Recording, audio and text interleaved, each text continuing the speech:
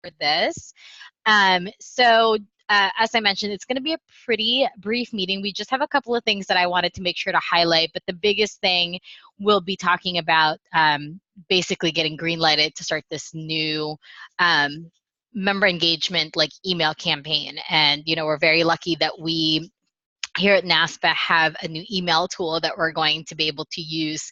But I wanted to just start off and share my screen. I just want to close out. So we are coming to the end of institutional renewals, meaning as of next Tuesday, hold on. I think I shared like my entire desktop with y'all. As of next Tuesday, so October 1st, anyone who has not renewed their institutional membership loses all of their membership. Like that's an official lapse. So institutional memberships always run July 1st until June 30th of the following year.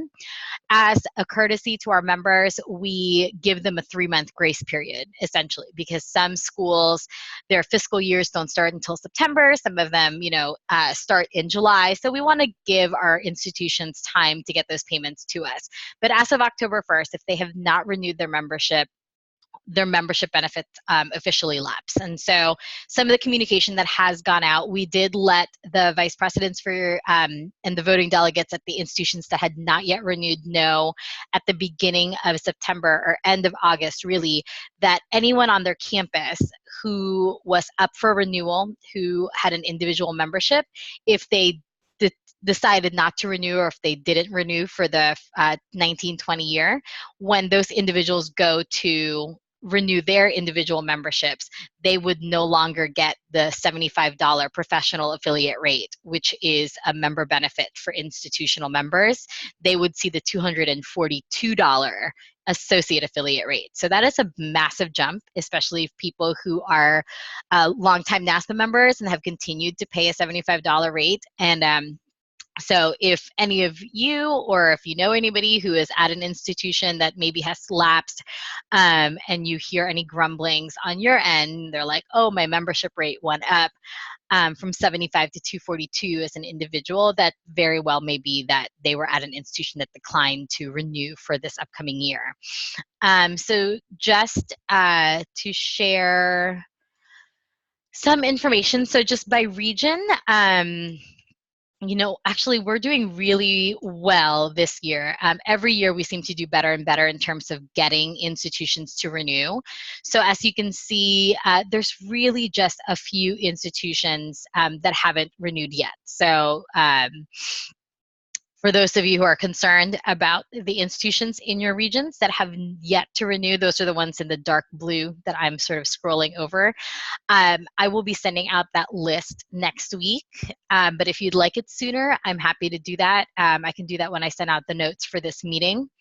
But overall, we're doing really well. I believe we are actually still ahead as far as the previous year. So 90% of our institutions have renewed their membership with us. There's still 123 to go, and we still probably have another couple of weeks where people realize that their membership has lapsed, and then they will then contact us and let us know that they want to renew.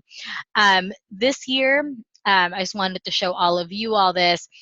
So out of all of our institutional members right now, 1,100 of them technically are renewed institutions. So those are institutions who have been members in the past and have renewed this year. And we have 107 who are considered brand new joins. Every year we want to see that number go up, and we want to see this number stay the same. And so that's how, so each year we are adding more and more folks to us new members.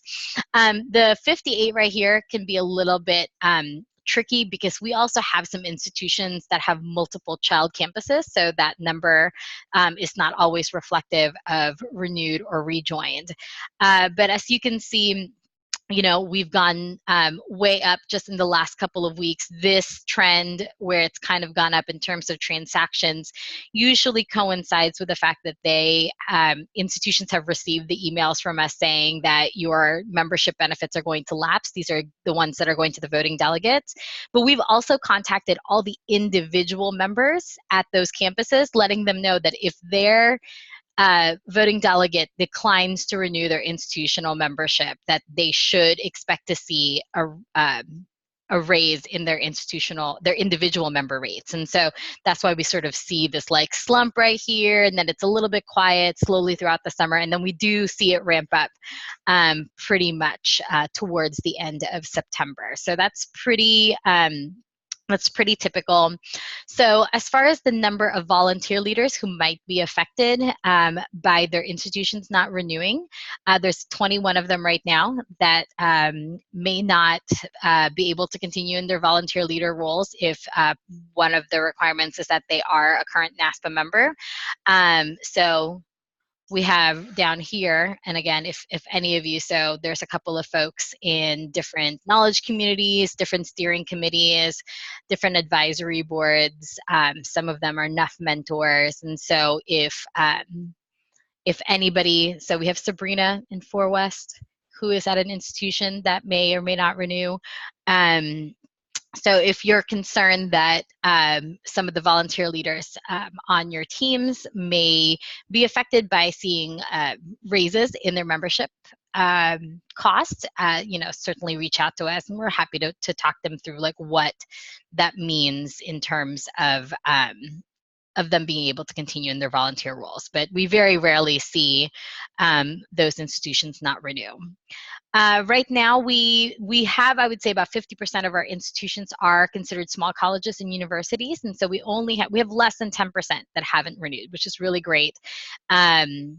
It's 68 schools, which seems like a lot, but out of almost 700 schools, that's a pretty small number. So we're hoping that they will all renew. And just so you all know, our small colleges and universities division, they have also been tasked with a different institutional membership recruiting plan, in that they've also been contacting not these current schools who are up for renewal, but schools that have been NASPA members in the past but have let their membership lapse over the last couple of years.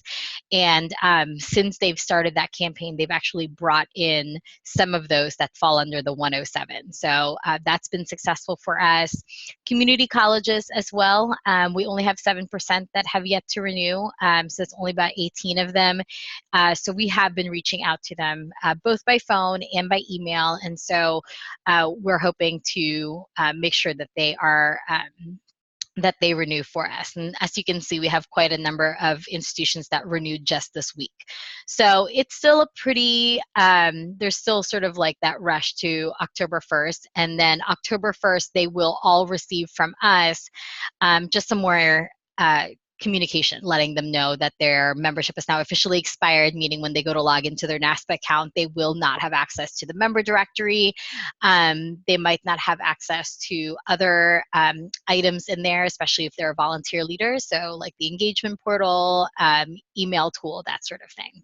Yeah, I think in particular, we see part of the reason we do October 1st is the alignment with the NASPA annual conference and when housing opens, and that tends to push a lot of people because they will get the higher rate, not the lower rate. So Jordana mentioned at renewal time, they'll see the 242 instead of 75. Now when registering for conferences and events, in particular the NASPA annual conference, they'll see that 675 or almost $700 registration fee instead of the 475 if they're a professional affiliate.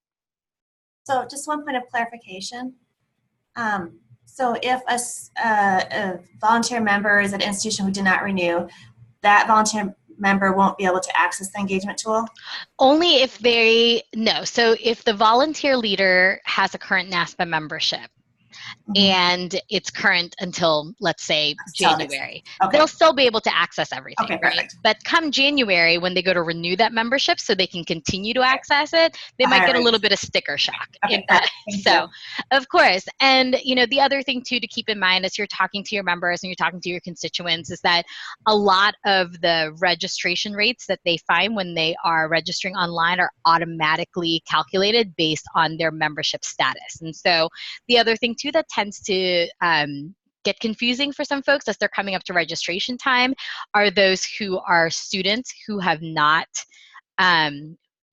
changed or updated their profile to note that they are current students, or those who are full-time student affairs professionals sometimes will get a rate that might not be reflective of their current membership. And so I think I might say this at every single meeting, but please always encourage members in your region and in individual states to update their profiles, because that in and of itself dictates a lot of what happens on the back end in terms of what they're seeing pricing wise. Oh yeah, so that's really it in terms of institutional renewals. Again, thank you to all of you. It's been really great working with the regions to make sure that we're getting those calls in. It really does make a massive difference. And so, and we're ahead right now. And so we're hoping that we can just close the loop with those. We only have 123 institutions, and I'm really hoping that by October 1st, that we are well over 95% renewed, which is fantastic for us. So before I'll actually close, the last thing we'll talk about is this email campaign. I just wanted to let all of you know our graduate associate program students are getting ready to do a lot of their careers and student affairs months work. And so if you want to know what they are doing, or if you want to know, if you don't already know the gaps in your region, I'm happy to send you a list of those graduate students who are part of the graduate associate program cohort for the 1920 year. They are required as part of their role as GAPs to put together a careers and student affairs month event. So that could be tabling a NASPA display on their campus. It could be a presentation, a webinar, brown bag lunch. Some of them are doing social media takeovers, both on Twitter and Instagram. And so if that's something that you want to promote, or if you're looking for content to promote for your region in October, in addition to those of you who are having regional conferences this fall, that would be something really great. And then just to segue into your fall conferences and fall board meetings, if you need any additional reports. So I know you all are getting the monthly reports from Nathan of the year-to-year membership. And then every Friday, you should be receiving emails from Courtney Patterson with your regional information and your regional membership information. Again, if you need anything in addition to what you're already receiving, or if you're looking to share something about what your region is doing, maybe in a different way that might require some additional report pulling, if you can just get that to Nathan or myself, or really anyone on the Rev team, and give us at least 2 weeks to get that information to you. Obviously, if something comes up and that you're having your board meeting in the next couple of days and you were tasked to find this information out, we can more than likely help you out. But if you give us some time, we can really produce something for you that would be helpful. So think about that as you are coming up to your fall meetings. What information, in addition to the information you're getting now, do you think would be helpful for you to share? Yeah, as Jordana noted, you'll get, so Lisa, the most recent one will probably be October, that year-to-year comparison. So I think for the board meeting, and then Brenda, the board meeting, no, it's after the 1st. So it might not be until the 3rd though. So, because we can't do the year-to-year report until the month happens. And I think because the 1st is a Saturday, we probably won't have the November data, but we'll have the October data, at least for the board meeting. So just a quick recap of our meeting last week. I shared with all of you that we are going to be doing this email campaign. So right now, as you all know, we're already doing transactional emails to all of our members, starting at 90 days out, letting them know that their membership is up for renewal. So for all of you regionally, as well as with your state directors, there's they shouldn't be receiving anything from the regions or the states specifically about the expiration of their membership, because they're already receiving that on a regular basis automatically through NASPA. So what we're doing now, and this is something that we've been talking about for a while, is that we wanted to add the beginning part of that. We don't have a formal welcome onboarding campaign for anyone who purchases a membership right now. It's a little bit scattered. And so this is an attempt for all of us, both from NASPA HQ and then all of the regions, constituent groups, and divisions, to really do a good job onboarding our members and letting them know that if they're brand new to NASPA, welcoming them to this community. And if they're renewing or returning to us after some time, letting them know about all of the things that hopefully are important to them and that are something that can be really helpful for them if they haven't been part of NASPA for a while. So the trigger is going to still be very much the same in that someone is going to make a purchase online, over the phone. Some people are still accessing our old membership form and actually mailing that in with a check. But the trigger is that someone purchases a membership. And one thing that we had talked about in previous meetings, as well as the last meeting, is that we would divide them into these different buckets as a new member. And so again, with the assumption that they have never been part of NASPA before. A renewing member, meaning that they are renewing their membership within, and then we had said 60 days, but this is actually changing to 90 days of their old one expiring, because that aligns with a lot of the reporting that we're already doing now. And then a rejoining member. And the rejoining member, after Nathan and I spoke to other members of the operations team in regards to membership, is really a multi-level member in itself. So somebody who rejoins NASPA after being gone for, say, 3 to 6 months is going to need different communication than somebody who has been gone from NASPA, say, 1 year or even 5 or more years. And so in that conversation, we talked a little bit about how we're going to sort of change a little bit of the scope of this onboarding campaign. And I'm actually going to go ahead and turn it over to Nathan to talk a little bit more about sort of where we've landed and what we've been green-lighted to start working on. And then when we're going to start reaching out to all of you to help develop some of that content from the regional perspective, as well as for those of you who might be part of divisions and groups as well. Yeah, I think one of the pieces as we've been looking, and Jordana's been doing the great work working with y'all on what we're hoping for this campaign, is twofold. There's lots of goals, but I think from a regional perspective, Alyssa and Brenda, and for those of you listening to the recording, is as we noted, what's the current communication that's going on from the regional level? Why is it that way? And then how can we in the central office help alleviate some of the administrative work that has currently been going on, which then will free you all up to work with your boards. Is this really the best use of our time? And we're proposing something here that, again, a proposal and wanting to talk through, we think this might be a better use of y'all time, looking at what other associations are doing, kind of other data and those sorts of things. So this is still very draft and sample, as Jordana said, and it is my attempt using PowerPoint. So it's a bit cumbersome, but as you think about what this, as Jordana talked about as a drip campaign is, you need to think of every little, or you have the ability rather, to be very drilled down in what triggers prompt what actions. So you can say, if they click on this link, then they get this email. But if they didn't click on this link, they get a different email. Did they open it? Did they not open it?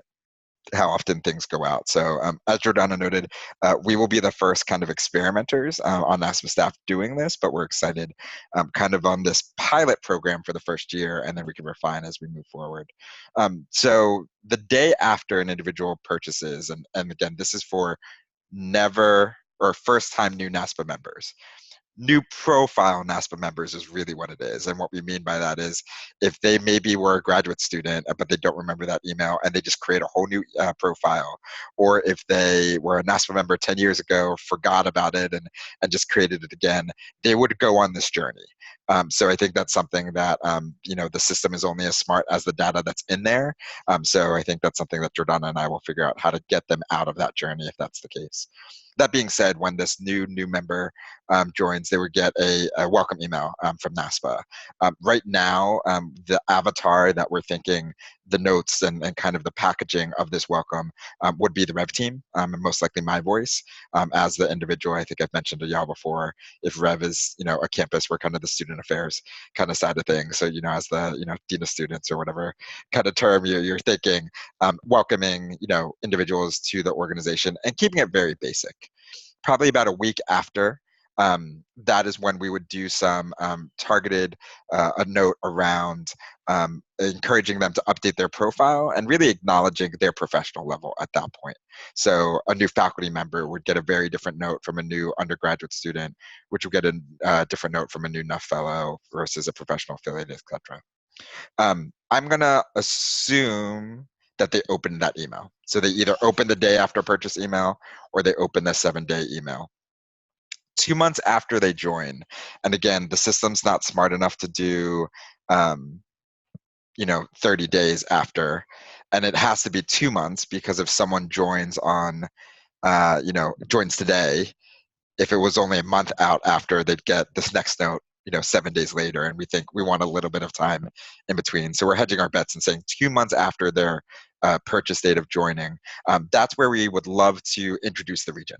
And that's where I think we would leave and look to y'all as liaisons to decide what would that introduction and that first introduction, who should be it? Should it be the regional director? Should it be the state? Should it be you as the membership director? Again, we can continue evolving kind of what that trigger journey looks like. But again, as an initial experiment for the first 6 months, we would do the introduction from the region at that point. And again, look to y'all to decide on, is it region or is it director, membership, regional director, membership director, state coordinator, or just, someone else.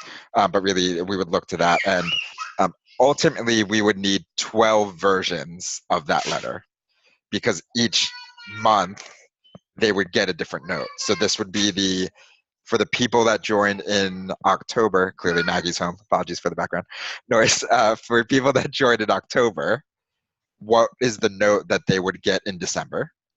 How would you shift that note in January, February, March, April, etc.? And the goal would be that we could get a rough draft of these. Not like we're not going to ask for the August one now, but we'd have a decent sense, or at least a couple months before, because it's a drip campaign and a flow. We would need to think about what that looks like. So moving forward, after that regional note, we went back and forth. Jordana, you might remember. Was there a question? What was it? Yeah. I guess I just have a question. If it was states, if you said when we decide if it's the regional director, membership coordinator, or state coordinator, can it be taken down so far that if it's from Nebraska, the Nebraska membership coordinator would be that person? Exactly. Sure. Yes. So because it's building off of their profile, so we could just, we have that information in that initial data purchase. So yep, absolutely, it could be down to the state level if you really want to go that granular in the very beginning. In an ideal world, go Jordana. No, I was just going to say, Alyssa, as you all are thinking of, and Brenda and those of you who are listening in, as you are talking to your regional directors, presumably the folks who are joining are also going to somehow hit some of your social media pages and find different ways to learn about who is on the board. And so as you're thinking about this, maybe just think more anecdotally, unless you have like really great data on this individually in your regions, but who do your members identify with, and maybe think about yourself as well, right? Like, do you feel very strongly connected to your state? And there's probably there are probably states that do feel very much that way, or is it the region as a whole? And as you think about having attended regional conferences, drive-ins, that sort of thing, so that might help drive the thought process into who in the region should they hear from next, because they're going to hear from Big NASPA. These folks are also not going to be excluded from any NASPA communication. So I do want to share that. And so they're going to get the NASPA weekly updates. They're going to get regional information if they've signed up to get regional information. So this is layered upon all the other communication that they're getting. So if you are a brand new member, is it more important for you to hear from your regional director from you, the regional membership coordinators, or from those states. And so, and we can talk about additional, it doesn't have to just be the state, it doesn't have to stop there. But for that initial introduction to the region, what would make the most sense for them? Yeah, and I think for this first year, we would want to not have multiple communications go out. So we would request that y'all not also use your email tool. Frankly, if nothing else, we have better analytics from here. We can see who actually opened it, did they click through, where did they go to the page, and from a data perspective, I think ultimately also, maybe a year from now, y'all give the feedback, hey, probably 2 touch points would be better. So maybe it's 2 months after they join and then 6 months after they join, or, I think we can play around with what that looks like. Yeah. There also is the 30-day touch point too.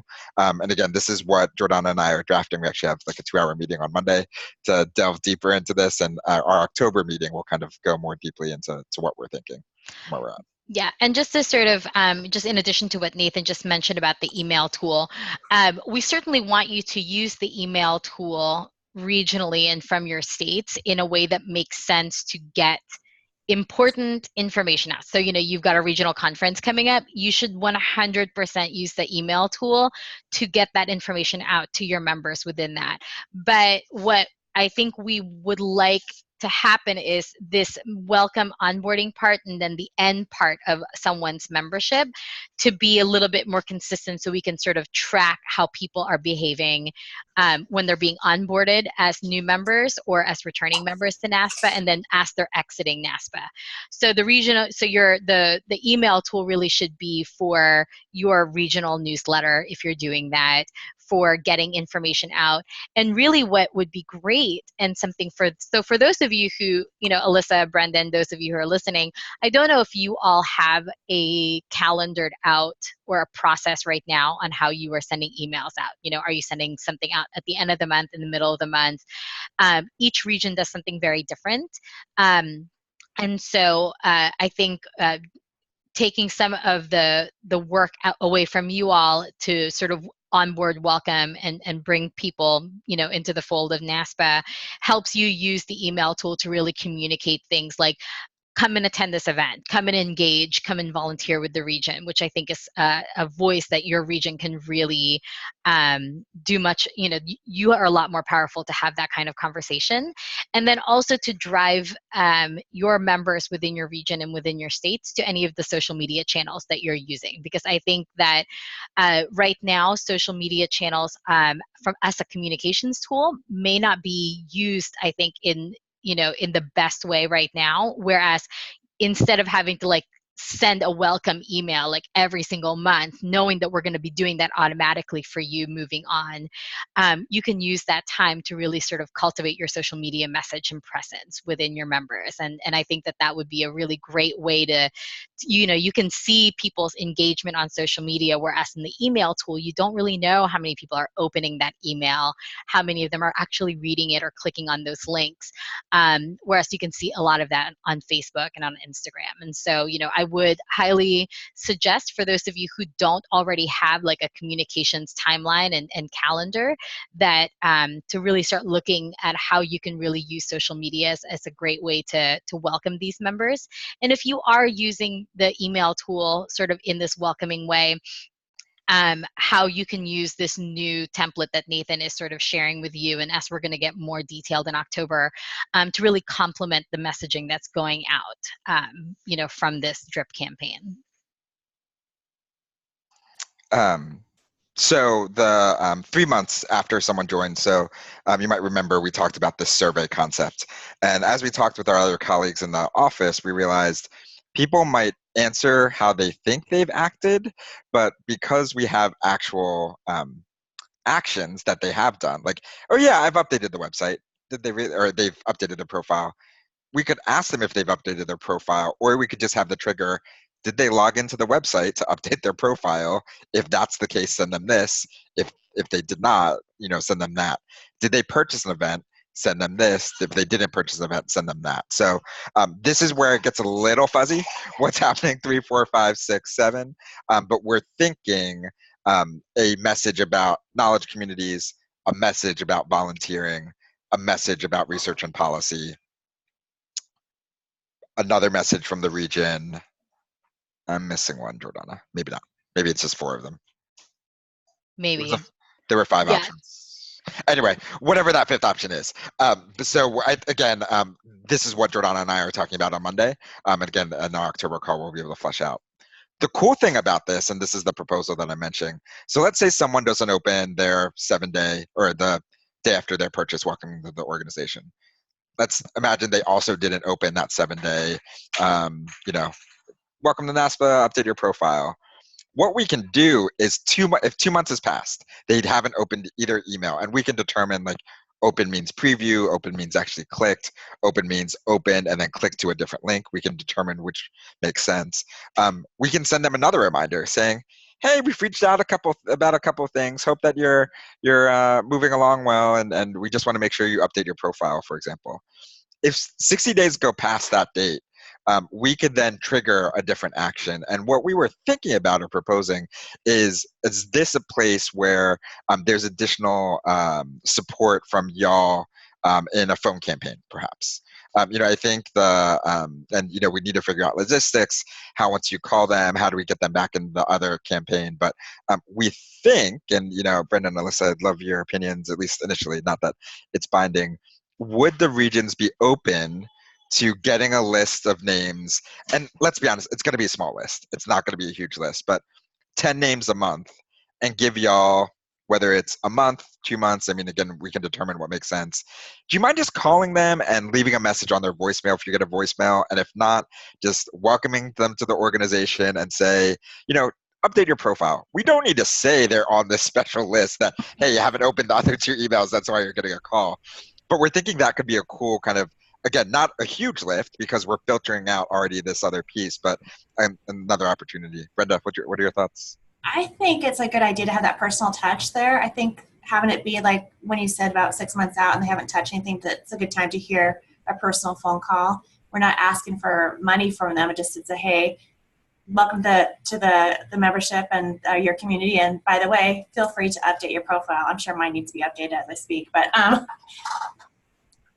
Yeah, the other thing too, Brenda, is that, again, like I said, they're not excluded from any other NASPA communication. And let's be honest here, we do send quite a bit of communication from headquarters, and then that doesn't even include what you all are sending from the regions or from the states. And so it's very likely that something got lost in the mix. And so, I do think it is a nice touch point to like hear from someone that says, hey, we recognize that you've probably been busy and or have been bombarded by quite a number of things, but like, can I answer any questions you might have? And actually, as I think about it, if they joined, but they switched 2 letters, they wouldn't know. Especially because if they haven't had switch 2 letters in their email, they haven't had a need to log in, they might not be realizing that, oh, I have the wrong profile. That's why I'm not getting anything from NASPA.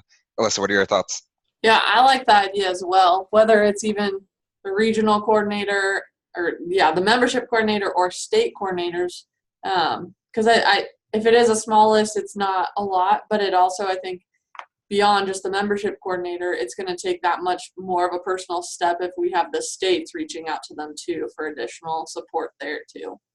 Yeah, and again, I think for us, it's much more of a, we'd love your help, and then we'd work with each of you individually. So you want states, you want to do it yourself, you want to give it to the RD, you want to do the full board, frankly. And then I think everybody I will say, calls. They get like a big group. They get a big phone call. But the other thing too, y'all, as you're thinking about, I know a lot of different regions have talked about like how to reach out to different professional levels. And so we can give you those professional levels, right? And if it's a mid-level professional and somebody who's like a mid-level professional whisperer, like, make them make the call and say like, hey, you know how to really connect with this professional level for whatever reason. If it's a grad student, if it makes sense for like one of our gaps to like make that call for you. If you're like, listen, Jordana, we've got nothing but grad students joining this year. Can we just have other, grad students love other grad students, like their peers, I've found, having worked with them. So great. We're glad to hear that the 2 of you are excited. Hopefully those of you who are listening on this call, when we send the notes out, we'd love for you to give us your thoughts as well. If you are on board with this, if this sounds like something that seems interesting and exciting for you. And if you don't think that this is a great idea, please let Nathan and I know, and also like your reasons behind that, because then we can talk about for your specific region, what would make sense for that check-in that does not include an email, like yet another email for them. Yeah. So again, I think we're really excited about the opportunity. It's funny, the kind of resources I said. So this has been in the planning since, at least according to paper, 2012. So I think it's great to see that we're finally getting there. But I think it's a cool opportunity, and in particular how we we have such a robust volunteer base now. We weren't there in 2012, and frankly, I think internally we didn't have the infrastructure. And if nothing else, the both of you have worked with Danny and I. If you're going to pick someone to create a process, is it going to be me, Danny, or Jordana?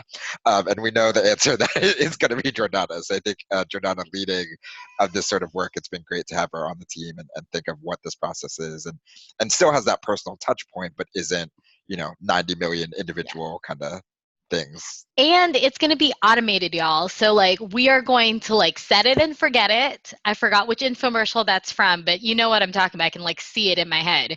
But I think that's also going to be the great part of it, is that we can let this run in the background. And so our members are getting welcomed. They're getting engaged. I know Nathan mentioned at the beginning of this is that we're piloting this for our new profile folks. We are not going to forget about our renewing or our returning after elapsed members. So we are still going to connect with them. We're going to send them a welcome email by professional level, which is right now the only thing that's going out, as I wanted to remind all of you, is a welcome email to brand new or presumed brand new NASPA members by professional level, which means anyone who is renewing their membership.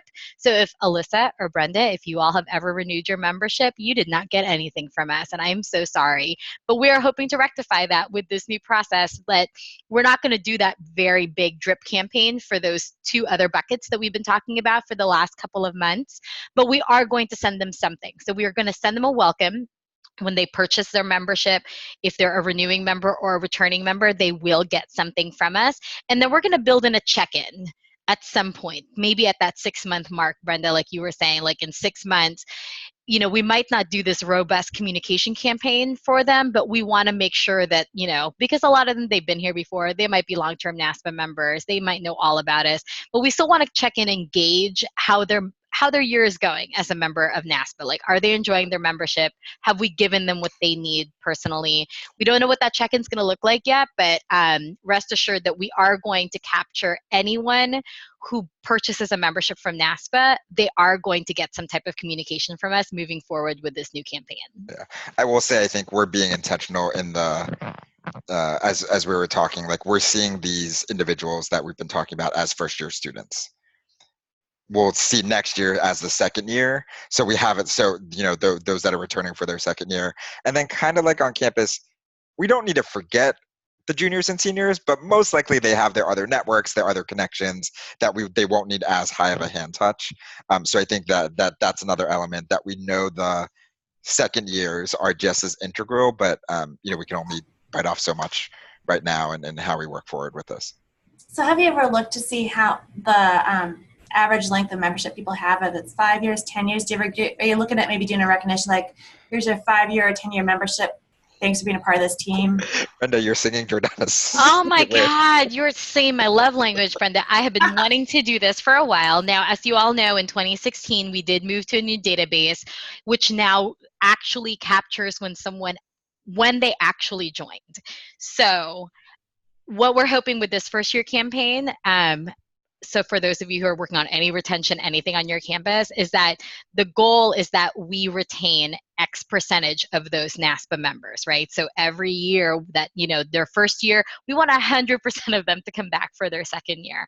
We're not going to get 100%, but, I'll take a good percentage. I haven't talked to Nathan like what my percentage goal is yet realistically, but I think after we do this, after we're done with a full year of this, I would like to do some type of recognition, right? Like I would like to say, congratulations on your first year, Brenda. Like when they get there, instead of saying your membership is expiring, Brenda, and we'd like your money, I would like it to say, congratulations to making it 1 year with NASPA. We can't wait to see you be part of this for another 50 years. right? Like some type of communication that recognizes that your membership is ending and you're going to get a bill from us. But we also want to recognize that it is something great to have been part of something for a whole year. And then if you're here for 5 years, 10 years, what does that recognition look like? You know, do we do that around annual conference? Do we do that like as digital badges? A lot of people get like digital badges that they can put on their email signature that says, you know, NASPA member 5 years, NASPA member 10 years, something cool,